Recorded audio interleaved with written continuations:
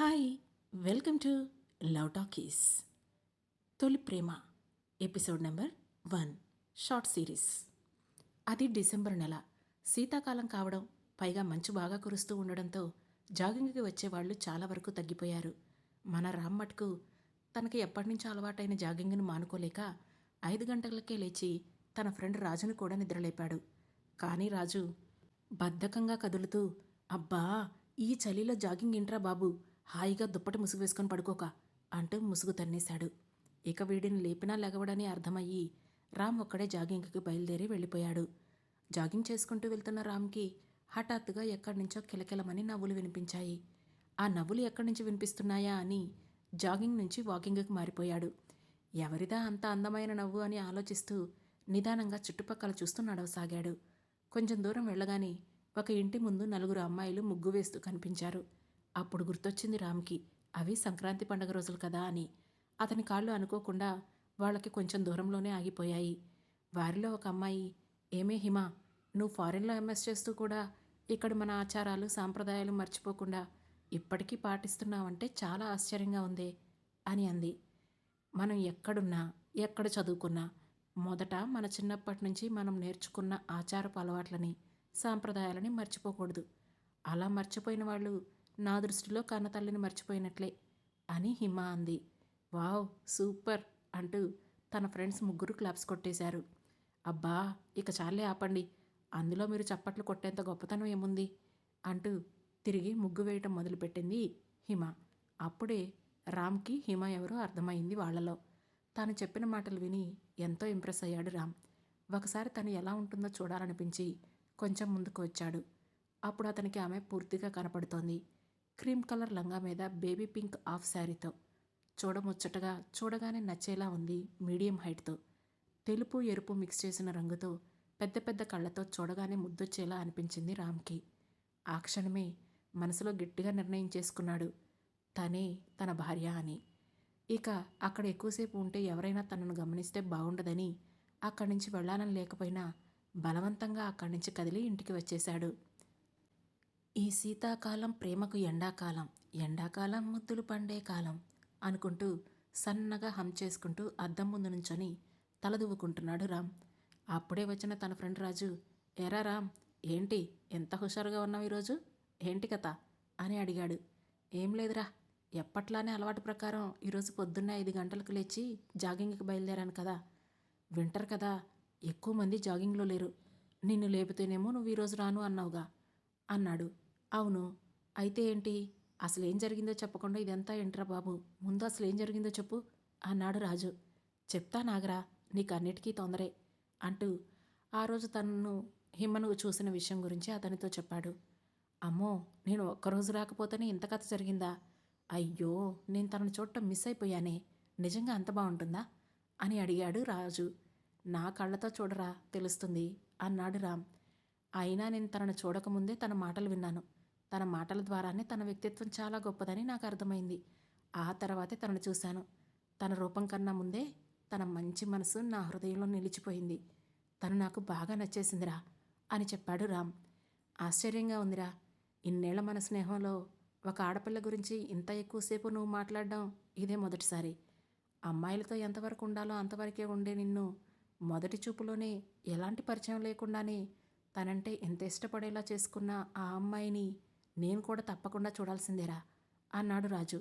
రేపొద్దున్నే నువ్వు కూడా జాగింగ్ మానకుండా వస్తే నీకు కూడా చూపిస్తాను అన్నాడు రామ్. సరే అన్నాడు రాజు. రామ్ వయసు 27 సంవత్సరాలు. బీటెక్, ఆ తర్వాత ఎంబీఏ చేసి బ్యాంక్ ఎగ్జామ్స్కి ప్రిపేర్ అయ్యి ఫస్ట్ అటెంప్ట్లోనే ఎస్బీఐకి మేనేజర్గా సెలెక్ట్ అయ్యి తన ట్రైనింగ్ పూర్తి చేసుకొని గోదావరి జిల్లాలోని నరసాపురం పట్టణం ఎస్బీఐ మేనేజర్గా ఫస్ట్ పోస్టింగ్ తెచ్చుకున్నాడు. అదే బ్యాంక్లో తన చిన్ననాటి స్నేహితుడు రాజు కూడా పీఓగా చేస్తున్నాడు. అనుకోకుండా అక్కడ కలిసిన రామ్ మరియు రాజుల సంతోషానికి హద్దులే లేకుండా పోయింది. రామ్ తల్లిదండ్రులకు ఒక్కడే సంతానం. వాళ్ళు హైదరాబాదులో ఉంటారు. రామ్ తండ్రి సూర్యనారాయణ గారు హైదరాబాదులో రియల్ ఎస్టేట్ వ్యాపారం చేస్తూ ఉంటారు. రామ్ వాళ్ళ అమ్మగారు హౌస్ వైఫ్. వాళ్లకు రామ్ ఒక్కడే కొడుకు. అయినా కూడా అతిగా గారాబం చేయకుండా చిన్నప్పటి నుంచి ఎంతో పద్ధతిగా విలువలతో కూడిన సంస్కారాన్ని నేర్పిస్తూ పెంచుకున్నారు.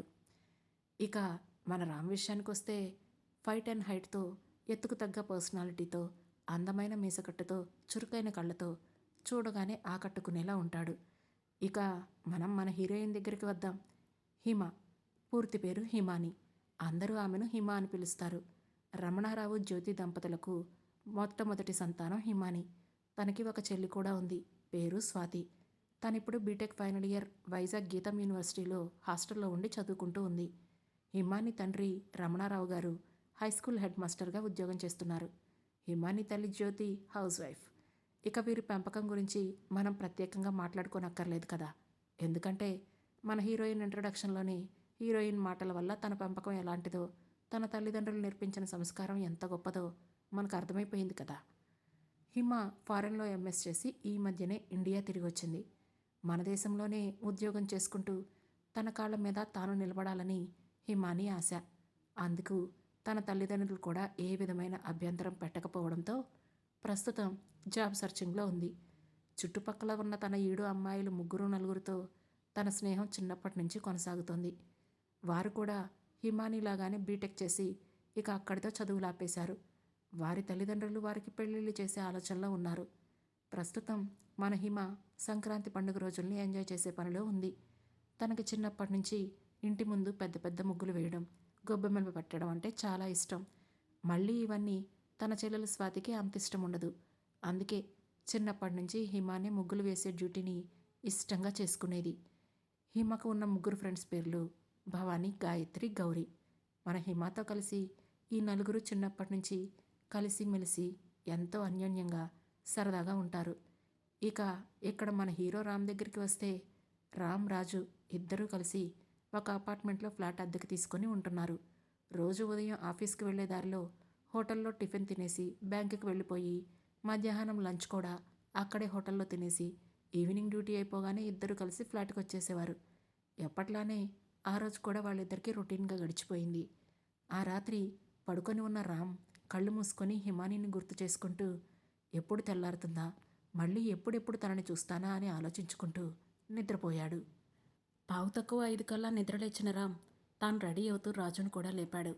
రామ్ మెచ్చిన అమ్మాయి ఎలా ఉంటుందో చూడాలి అనే ఆరాటంలో రాజు కూడా వెంటనే లేచి రెడీ అయిపోయాడు. ఇద్దరు జాగింగ్కి బయలుదేరారు. అలా వెళ్తూ వెళ్తూ నిన్న హిమ కనిపించిన ఇంటికి కొంచెం దూరంలో ఆగిపోయాడు రామ్. ఇదేనారా అమ్మాయి ఇల్లు అంటూ అటు ఇటు చూడసాగాడు రాజు. అప్పటికే అక్కడ 4 స్నేహితురాళ్ళు సరదాగా నవ్వుకుంటూ ముగ్గులు వేస్తూ ఉండడం కనిపించింది. వాళ్లలో ఆ అమ్మాయి ఎవర్రా అనుకుంటూ చూడడానికి తెగ ఆరాటపడిపోసాగాడు రాజు.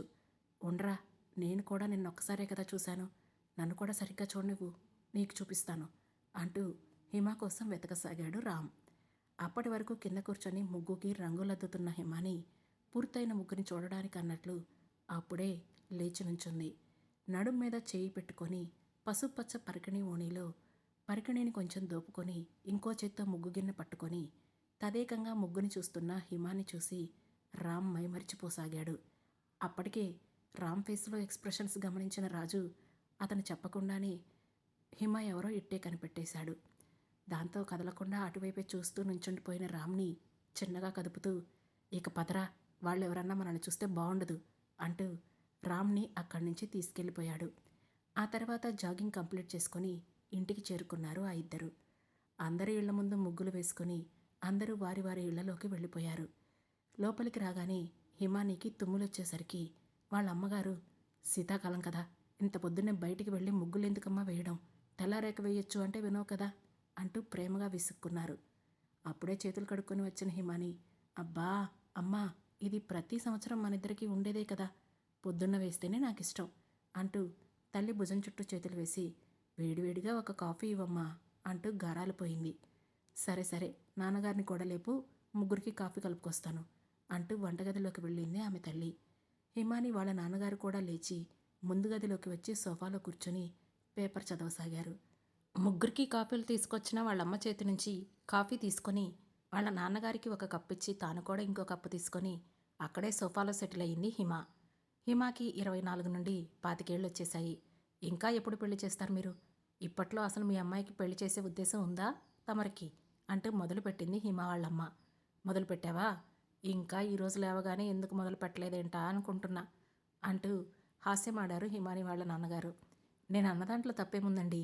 పెళ్ళిడికొచ్చిన ఆడపిల్లకి పెళ్లి చేయాల్సిన బాధ్యత ఉండాలి కదా మన తల్లిదండ్రులకి అని అడిగింది ఆవిడ. అబ్బా! అమ్మా, నీకెన్నిసార్లు చెప్పాలి? నేను ఉద్యోగం వచ్చే వరకు పెళ్లి చేసుకోనని. నేను మొదట జాబ్ చేయాలి. నేను సంపాదించిన డబ్బుతో నీకు, నాన్నకు, చెల్లికి ఏదో ఒకటి మీకు నచ్చింది కొనిపెట్టాలి. నా ఈ కోరిక తీరే వరకు నేను పెళ్ళే చేసుకోను అని చెప్పింది. అంతేనా? లేక ఎవరినైనా ఇష్టపడుతున్నావా? నీ మనసులో ఎవరైనా ఉంటే భయపడకుండా చెప్పు అని అంది వాళ్ళమ్మగారు. నా మనసులో ఎవరూ లేరమ్మా.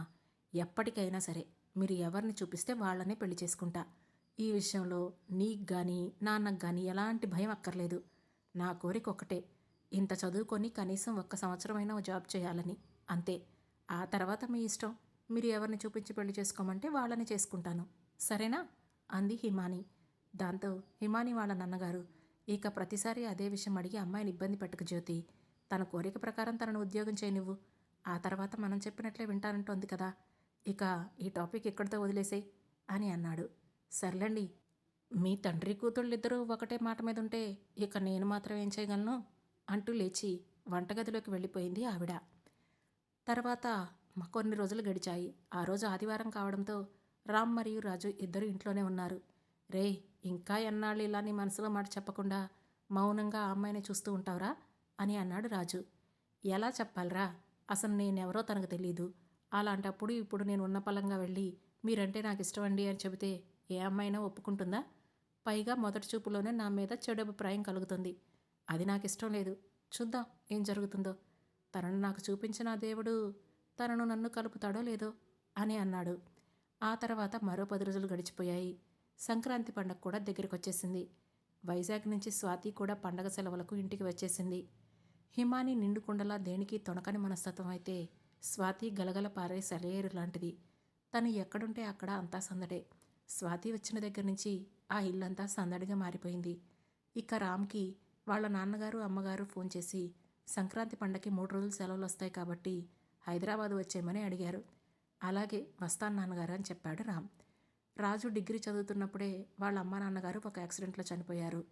ఇక రాజు తరపున బంధువులు కూడా ఎక్కువగా మంది లేకపోవడంతో రాజు ఒక్కడే ఉంటూ కాంపిటేటివ్ ఎగ్జామ్స్ రాసి బ్యాంకులో ఉద్యోగం సంపాదించుకున్నాడు. అందుకే ఆ రోజు రామ్ కూడా తన ఫ్రెండ్ రాజుని వెంటబెట్టుకొని హైదరాబాద్ బయలుదేరాడు. ఇక్కడ రామ్ వాళ్ళ ఇంట్లో కూడా వాళ్ళ తల్లిదండ్రులు తన పెళ్లి గురించి ఎప్పుడు పెళ్లి చేసుకుంటావని అడిగారు. మంచి జాబ్ వచ్చింది, పెళ్లి చేసుకొని లైఫ్లో సెటిల్ అవు నాన్న అని రామ్ వాళ్ళ అమ్మగారు చెప్పారు. దాంతో రామ్ కూడా కొంచెం టైం ఇవ్వమ్మా, ఇప్పుడే కదా జాబ్ వచ్చింది, కొన్నాళ్ళు ఎంజాయ్ చేయి నువ్వు, తర్వాత నేనే చెప్తాను కదా అంటూ మాట దాటేశాడు. వెంటనే పక్కనే ఉన్న రాజు మెల్లగా రామ్ చెవి దగ్గరికి వెళ్ళి ఇప్పుడైనా నీ ప్రేమ గురించి చెప్పొచ్చు కదరా అని గుసగుసలాడాడు. అది చూస్తున్న రామ్ వాళ్ళమ్మ ఏంట్రా మీ ఇద్దరు గుసగుసలు అని అడిగింది. వెంటనే రామ్ ఏం లేదమ్మా, అయినా వాడు నాకన్నా ముందు తనకి పిల్లని చూడమని నీతో చెప్పమంటున్నాడు అని అన్నాడు. అంతే. రాజు ఆశ్చర్యంతో నోరు తెరిచి అమ్మో, నీ దగ్గర ఈ కళలు కూడా ఉన్నాయిరా బాబు అని అనుకుంటూ అదేం లేదాంటీ, వీడు అన్ని అబద్ధాలు చెబుతున్నాడు అని సర్ది చెప్పుకున్నాడు. ఈ విధంగా పండగ 3 రోజులు సరదాగా అమ్మా నాన్నలతో గడిపి రామ్ మరియు రాజులు తిరిగి కారులో ప్రయాణమయ్యారు. హైదరాబాద్ నుంచి ఒక 2 గంటల ప్రయాణం చేయగానే దారిలో ఏదో యాక్సిడెంట్ అయ్యి అక్కడ ఎవరో కొంతమంది జనం మూగి ఉండడం కనిపించింది. దాంతో రామ్ తన కారును ఒక పక్కగా ఆపి ఏమైందో చూద్దామని కిందకు దిగి వెళ్ళాడు. రాజు కూడా అతని వెనకే అనుసరించాడు. అక్కడ చుట్టూ మూగిన జనాన్ని తప్పించుకొని లోపలికి వెళ్ళి చూడగా డ్రైవింగ్ సీట్లో ఒక ఆయన స్టీరింగ్కి తలగుద్దుకొని స్పృహ తప్పి పడిపోయి ఉన్నాడు. తలకి బాగానే దెబ్బ తగిలినట్లుంది, రక్తం కారుతోంది. ఫ్యామిలీ కూడా ఉన్నట్లున్నారు. పక్కన ఒక ఆవిడ అతని భార్య అనుకుంటా, ఆమె కూడా స్పృహలో లేదు. వెనక సీట్లో 2 అమ్మాయిలున్నారు. వారికి ఎక్కువగా దెబ్బలు తగిలినట్లు లేవు కానీ కొంచెం స్పృహలో ఉన్నట్లున్నారు. కారు హైదరాబాద్ వైపు వెళుతూ ఒక చెట్టుకు గుద్దుకొని కారు ముందు అద్దాలన్నీ పగిలిపోయి ముందు సీట్లో కూర్చున్న ఇద్దరికి పగిలిపోయిన అద్దాలు గుచ్చుకొని బాగా దెబ్బలు తగిలాయి. అక్కడ పరిస్థితి చూసిన రామ్ వెంటనే రాజుని పిలిచి కారులో ఉన్న వాటర్ బాటిల్ తీసుకురమ్మని గబగబా అక్కడున్న వారి సహాయంతో కారు డోర్స్ పగలగొట్టి లోపలున్న వారిని జాగ్రత్తగా బయటికి తీసుకొచ్చాడు. ఈలోపు రాజు అంబులెన్స్కి ఫోన్ చేయగా అది వెంటనే వచ్చేసింది. ఆ తర్వాత వెంటనే వాళ్ళ నలుగురిని అంబులెన్స్లోకి ఎక్కిస్తూ ఉండగా అప్పుడు చూశాడు. వాళ్ళలో వెనక కూర్చున్న అమ్మాయిల్లో ఒక అమ్మాయి హిమ అని. తను చుడిదార్లో ఉండడంతో ఇప్పటి వరకు గుర్తుపట్టలేకపోయాడు. ఒక్కసారిగా తనని అక్కడ అలాంటి పరిస్థితుల్లో చూసి షాక్ అయిపోయాడు రామ్. వెంటనే కర్తవ్యం గుర్తొచ్చిన వాడిలా వాళ్ళ నలుగురిని అంబులెన్స్లోకి ఎక్కించి వెనకే అతను కూడా కారులో ఫాలో అయ్యాడు రాజుతో సహా. కొంచెం దూరంలో ఉన్న ఒక ప్రైవేట్ హాస్పిటల్ ముందు అంబులెన్స్ ఆగింది. వెంటనే హాస్పిటల్ సిబ్బంది స్ట్రెచర్ తీసుకొచ్చి హిమ తల్లిదండ్రులిద్దరినీ ఐసీయూలోకి తీసుకెళ్లిపోయారు. హిమకు స్వాతికి చిన్న చిన్న దెబ్బలు తగలడం వల్ల వాళ్లకు ఫస్ట్ ఎయిడ్ చేసి నొప్పి తెలియకుండా ఇంజెక్షన్స్ చేశారు. 1 గంటలో వాళ్ళిద్దరికీ పూర్తిగా స్పృహ వచ్చి వాళ్ళ అమ్మా నాన్నల కోసం వెతుక్కోసాగారు. అక్కడే కూర్చొని వాళ్ళెప్పుడు స్పృహలోకి వస్తారా అని ఎదురు చూస్తున్న రామ్ మరియు రాజులు వెంటనే వాళ్ళ దగ్గరకు వచ్చి, ఇప్పుడు ఎలా ఉందండి మీకు అని అడిగారు. బాగానే ఉందండి, కానీ ఇంతకీ మీరెవరు? మమ్మల్ని ఇక్కడ ఎవరు జాయిన్ చేశారు? మా అమ్మా నాన్న ఎక్కడున్నారు అంటూ గబగబా ప్రశ్నించింది హిమాని. ఆగండి హిమగారు, కంగారు పడకండి. మీ అమ్మా నాన్నగారికి ఏమీ కాలేదు. మీకన్నా కొంచెం ఎక్కువ దెబ్బలు తగిలాయి అంతే. ప్రస్తుతం వాళ్ళకి ఐసీయూలో ట్రీట్మెంట్ జరుగుతోంది. డాక్టర్స్ కంగారు పడాల్సిన పని లేదని, బ్లడ్ ఎక్కువ పోవడం వల్ల స్పృహ తప్పారని చెప్పి ట్రీట్మెంట్ చేస్తున్నారు అని రామ్ చెప్పాడు. ఆ మాట వినగానే హిమ, స్వాతి ఇద్దరు కంగారు పడుతూ పైకి లేచి వెంటనే మేము మా అమ్మా నాన్నను చూడాలి అంటూ ఆ రూమ్లో నుంచి బయటకు వెళుతుండగా రామ్ వాళ్ళిద్దరినీ తీసుకొని ఐసీయూ దగ్గరికి వెళ్ళాడు. ఐసీయూలో ఉన్న వాళ్ళ అమ్మా నాన్నల్ని చూడగానే ఇద్దరికీ ఏడుపు ఆగలేదు. ఇద్దరికీ కూడా తలలకు కట్టుకట్టడి ఉండడంతో కంగారుగా అక్కడ ఉన్న డాక్టర్ని మా అమ్మా నాన్నలకు ఏమైందని అడిగారు వాళ్ళు. ఇద్దరికీ నుదుటి మీద గాజు పెంకులు గుచ్చుకొని రక్తం ఎక్కువగా పోయిందని, ట్రీట్మెంట్ ఇచ్చామని, ప్రస్తుతం వారిద్దరూ మత్తివ్వడం వల్ల నిద్రలో ఉన్నారని, భయపడాల్సిన పనేమీ లేదని, వారికి స్పృహ వచ్చాక తామే ఇన్ఫామ్ చేస్తామని చెప్పి వారిని ఐసీయూ నుండి బయటికి పంపించారు. అక్కా చెల్లెళ్ళిద్దరూ బయటికి వచ్చి దిగాలుగా కూర్చొని ఉన్నారు. వాళ్ళిద్దరినీ అలా చూసిన రామ్ మనసు కూడా బాధతో నిండిపోయింది. వెంటనే వాళ్ళ దగ్గరకు వచ్చి, ఎలాంటి పరిస్థితుల్లోనే మీరు ధైర్యంగా ఉండాలి. మీ పేరెంట్స్కి ఏమీ కాదని చెప్పారు కదా డాక్టర్స్, పదండి, పక్కనే క్యాంటీన్ ఉంది, బ్రేక్ఫాస్ట్ ఎదురుగాని అంటూ పిలిచాడు. అప్పటికి కానీ కొంచెం తేరుకున్న హిమాని, మీరు చేసిన హెల్ప్కి చాలా థ్యాంక్స్ అండి, ఎంత థ్యాంక్స్ చెప్పినా మీకు సరిపోదు అంటూ చేతులు జోడించి నమస్కరించింది. అయ్యో, నేను చేసింది అంత పెద్ద సహాయం ఏమీ కాదండి, జస్ట్ ఒక సాటి మనిషిగా ఆ టైంలో అటు వెళ్తూ స్పందించాను అంతే అన్నాడు రామ్. లేదండి, మీరు మాకు ఎంతో పెద్ద సహాయం చేశారు, మీకు తెలీదు. ఆ సమయంలో మీరు మమ్మల్ని ఇక్కడికి తీసుకురాకపోతే మా అమ్మా నాన్నలు మాకు దక్కేవారు కాదేమో అంటూ దుఃఖం ఆపుకోలేక మళ్ళీ ఏడ్చేసింది హిమాని. ప్లీజ్, మీరు ఇలా బాధపడుతూ మీ చెల్లిని కూడా ఇంకా భయపెట్టేస్తున్నారు. కంట్రోల్ యువర్ సెల్ఫ్ అంటూ రామ్ వారిని ఓదార్చాడు. ఇంతలో ఏదో గుర్తొచ్చినట్లు, అవునండి, ఇందాక సరిగా పట్టించుకోలేదు, నన్ను మీరు హిమగారు అని పేరు పెట్టి పిలిచారు కదా, అసలు నా పేరు మీకెలా తెలుసు అని అనుమానంగా అడిగింది. మాది కూడా నరసాపురం సిటీయే అండి. ఇక్కడ నేను ఎస్బీఐలో మేనేజర్గా జాబ్ చేస్తున్నాను. అతను నా ఫ్రెండ్ రాజు, తను కూడా అదే బ్యాంక్లో పీఓగా వర్క్ చేస్తున్నాడు. మేము ప్రతిరోజు ఉదయం జాగింగ్కి మీ ఇంటి ముందు నుంచే వెళ్తామండి. అప్పుడే మీరు మీ ఫ్రెండ్స్ కలిసి ముగ్గులు వేయడం చూసేవాళ్ళం. మీ ఫ్రెండ్స్ మీ పేరు పిలుస్తుంటే అప్పుడప్పుడు చూశాను, అందుకే మీ పేరు తెలిసింది అని చెప్పాడు రామ్. దాంతో అప్పటి వరకు సైలెంట్గా కూర్చున్న స్వాతి, అమ్మో, ఈ వింటర్లో అంత చలిలో మీరు ప్రతిరోజు జాగింగ్ చేస్తున్నారా అంటూ ఆశ్చర్యపోయింది. ఆ మాటకు నవ్వేసిన రామ్, ముందు బ్రేక్ఫాస్ట్ ఎదురుగాని రండి అంటూ వాళ్ళు వద్దు అంటున్నా కూడా బలవంతంగా వాళ్లను క్యాంటీన్కి తీసుకువెళ్ళాడు. ఆ తర్వాత నలుగురు అక్కడ కూర్చొని టిఫిన్ తినేసి కాఫీ తాగి బయటికి వచ్చారు. తిరిగి హాస్పిటల్లో హిమాని వాళ్ళకి ఇచ్చిన రూమ్లో కూర్చున్నారు. ఇప్పుడు చెప్పండి, మీరు నరసాపురం నుంచి హైదరాబాద్ ఎందుకు వెళ్తున్నట్లు అని రామ్ వాళ్లను అడిగాడు. నాకు ఇక్కడ యాక్సెంచర్ కంపెనీలో ఐటీ జాబ్ వచ్చిందండి. నన్ను ఇక్కడ జాయిన్ చేసి పీజీలో కూడా జాయిన్ చేసి వెళ్ళడానికి అమ్మా నాన్న చెల్లి కలిసి వచ్చాము. ఈలోపు అనుకోకుండా కారు బ్రేక్ ఫెయిల్ అవడంతో కంట్రోల్ చేయలేక చెట్టుకి స్పీడ్గా వెళ్ళి కొట్టుకొని ఆగిపోయింది కారు. ఇదంతా క్షణాల్లోనే జరిగిపోయింది. ఆ తర్వాత జరిగింది మీకు తెలిసిందే అని చెప్పింది హిమాని. ఓ అవును, మీది కూడా నరసాపురం అన్నారు కదా, మరి మీరు ఇక్కడ ఉన్నారెందుకు అని స్వాతి అడిగింది. మా పేరెంట్స్ ఇక్కడ హైదరాబాద్లో ఉంటారండి. పండక్కి ఇక్కడికి వచ్చి తిరిగి వెళ్తున్నాను. దారిలో మీరు ఇలా కనిపించారు అని చెప్పాడు రామ్. అయ్యో, మీరు మా కోసం బ్యాంకుకు కూడా వెళ్లకుండా మాతోనే ఉండిపోయారా? మీరు చేసిన సహాయం ఈ జన్మలో మర్చిపోలేము అంటూ మళ్ళీ కృతజ్ఞతలు తెలిపారు ఆ అక్క చెల్లెళ్ళిద్దరూ. అయ్యో, ఇందులో మేం చేసింది ఏమీ లేదండి. మీరు పదే పదే థ్యాంక్స్ చెబుతూ మమ్మల్ని సిగ్గుపడేలా చేయకండి అని అన్నాడు రాజు. ఇక మీరు బయలుదేరి వెళ్ళండి సార్. మా పేరెంట్స్కి మాకు బాగానే ఉంది కదా, మేము వాళ్ళని చూసుకుంటాం అని చెప్పింది హిమ. ఈరోజు ఎలాగూ లీవ్ పెట్టేశాలండి, వెళ్ళడం కుదరదని నాకు తెలుసు. మీ పేరెంట్స్ స్పృహలోకి వచ్చాక వాళ్ళని రూమ్లోకి షిఫ్ట్ చేశాక మిమ్మల్ని వాళ్ళకి అప్పగించి పలకరించి వెళ్తాంలేండి అని అన్నాడు రామ్. వాళ్ళు అలా మాట్లాడుకుంటూ ఉండగానే నర్స్ వచ్చి మీ పేరెంట్స్కి స్పృహ వచ్చింది, డాక్టర్ గారు పిలుస్తున్నారు రండి అని చెప్పి వెళ్ళింది. వెంటనే నలుగురు డాక్టర్ రూమ్కి వెళ్ళారు. ఆయన వాళ్ళని కూర్చోమని చెప్పి భయపడాల్సిన పనేమీ లేదని, స్పృహలోకి వచ్చారని, బాగానే మాట్లాడుతున్నారని రూమ్కి కూడా షిఫ్ట్ చేసి ఈ రోజంతా అబ్జర్వేషన్లో ఉంచి రేపు డిశ్చార్జ్ చేస్తామని చెప్పారు. దాంతో వాళ్ళు డాక్టర్కి థ్యాంక్స్ చెప్పి రూమ్కి షిఫ్ట్ చేసిన హిమ తల్లిదండ్రుల్ని చూడటానికి అందరూ కలిసి రూమ్లోకి వెళ్ళారు. బెడ్ మీద నీరసంగా కూర్చొని ఉన్న తల్లిదండ్రులను చూసి ఆ అక్కా చెల్లెళ్ళిద్దరూ వాళ్ళని పట్టుకొని ఏడ్చేశారు మరోసారి. ఇద్దరు కూడా పిల్లల్ని ఓదారుస్తూ మాకేం కాలేదు కదరా, బాధపడకండి అంటూ దగ్గరికి తీసుకున్నారు. ముందుగా హిమాని తేరుకొని రాజ్ మరియు రాములను వాళ్లకు పరిచయం చేస్తూ వాళ్ళు చేసినకి సహాయానికి ఎంతో కృతజ్ఞతలు తెలియజేసింది. అది విన్న వాళ్ళిద్దరూ కూడా చేతులు జోడించి వాళ్ళకు నమస్కారం పెట్టారు. వెంటనే రామరాజులిద్దరూ అయ్యో పెద్దవారు, మీరు మాకు నమస్కారం పెట్టకూడదండి అని అన్నారు. అప్పుడు హిమాని మెల్లగా రామ్గారు, ఇప్పటి వరకు మా ట్రీట్మెంట్కి మీరు ఎంత ఖర్చు పెట్టారో చెబితే మీకు ఫోన్పే చేస్తామండి అని చెప్పింది. అలాగే ఇద్దరు కానీ హిమగారు, ముందు మీరంతా పూర్తిగా కోలుకోండి, మనం ఉండేది ఒకే ఊరిలో కదా, మీరు ఎప్పుడైనా ఇవ్వచ్చు అంటూ సున్నితంగా తిరస్కరించి హిమ పేరెంట్స్కి నమస్కారం పెట్టి ఇక మేము బయలుదేరి వెళ్తామండి, మీరు జాగ్రత్తగా ఉండండి అని చెప్పి బయటికి నడిచారు. వాళ్ళ వెనకే హిమ స్వాతిలు కూడా వచ్చారు బయటికి. అప్పుడే స్వాతి అంది, మీకు ఫోన్పే చేయాలంటే ఎలా అండి అంటూ.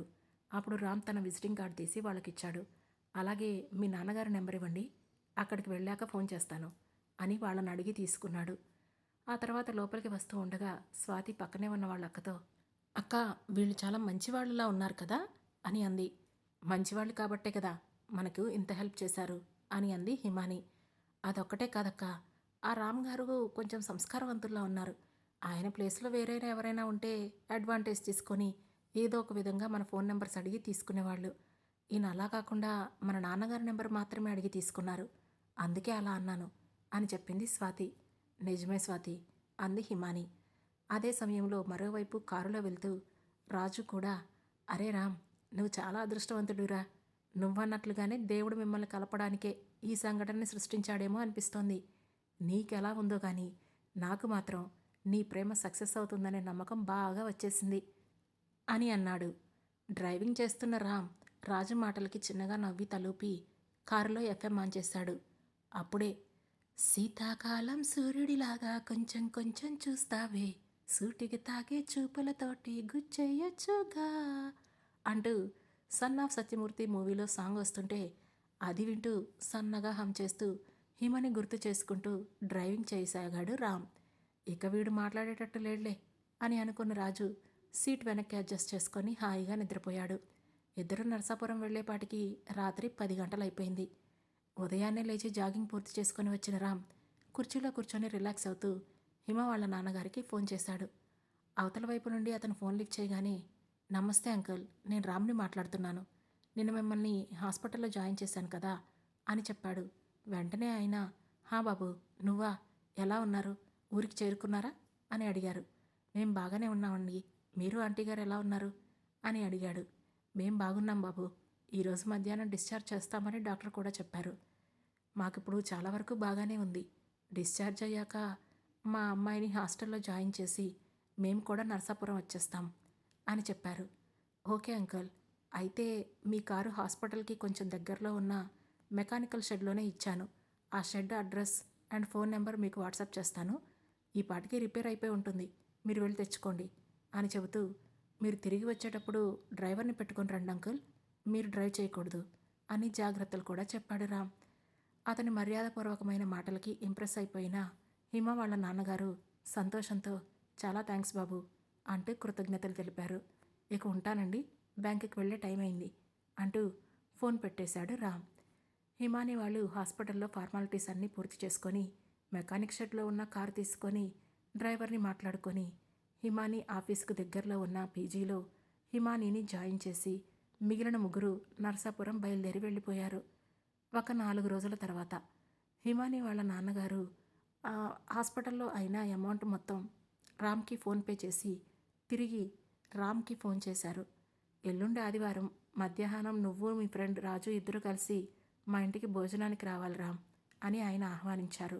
అయ్యో, ఇప్పుడు అలాంటివి ఏమీ పెట్టుకోవద్దండి, ప్లీజ్ ఏమీ అనుకోవద్దు, ముందు మీరు పూర్తిగా కోలుకోండి, మేము తర్వాత ఎప్పుడైనా వస్తాం అని సున్నితంగా తిరస్కరించాడు రామ్.